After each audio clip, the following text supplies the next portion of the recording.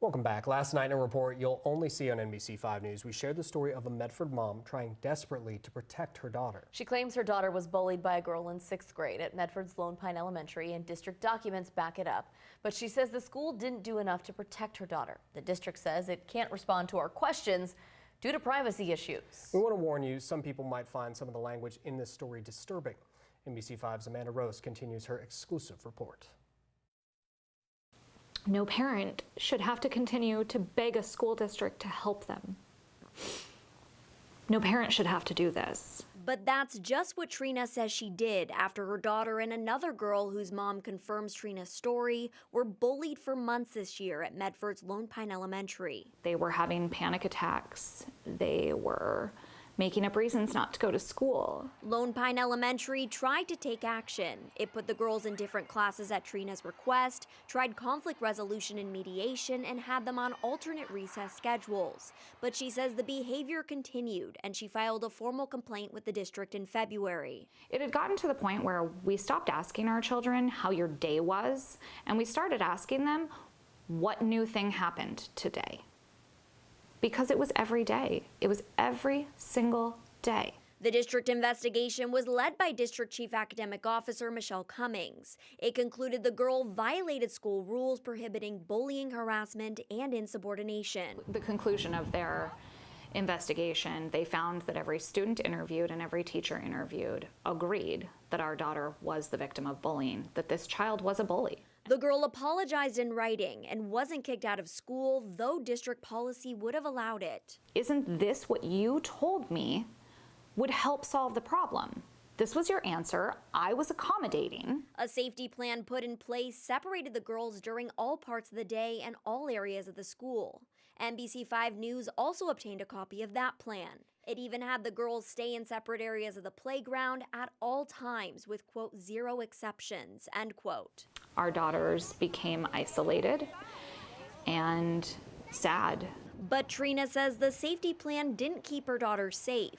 Within weeks, Trina says there was another confrontation. She turned around at some point and yelled at our daughters and called them effing retards. Principal Flock wrote Trina that he was very sorry it happened and acknowledged that the girl, quote, defiantly refused to comply with the separation agreement, end quote. He also wrote that the girl won't be at school for the remaining 3 days that week. This was me asking them, what changes now that we have a report? And nothing changed. In the span of a month, the district investigation found the girl violated the school's rules involving bullying and violated the safety plan the principal put in place to protect Trina's daughter.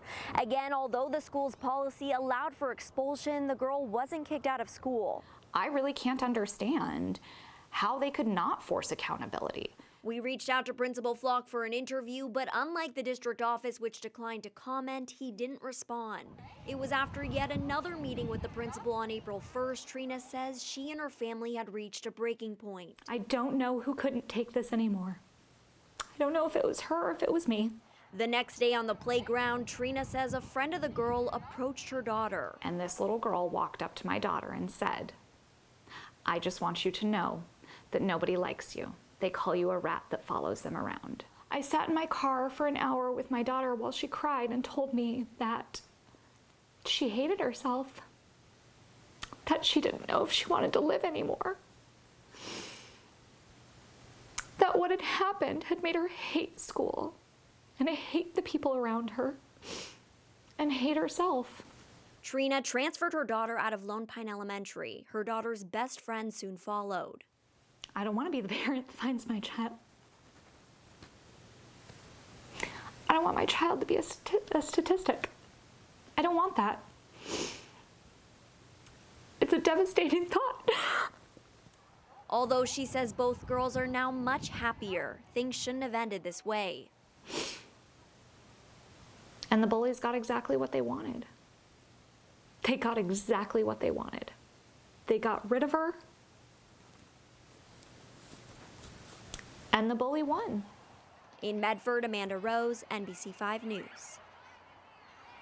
Trina hopes that after people see what she and her family have been through, you will be better prepared to protect your children. She says to be brave and to not be afraid to speak up. Although she says putting her family in the spotlight isn't ideal, It's all in an effort to raise awareness that bullying should not be tolerated.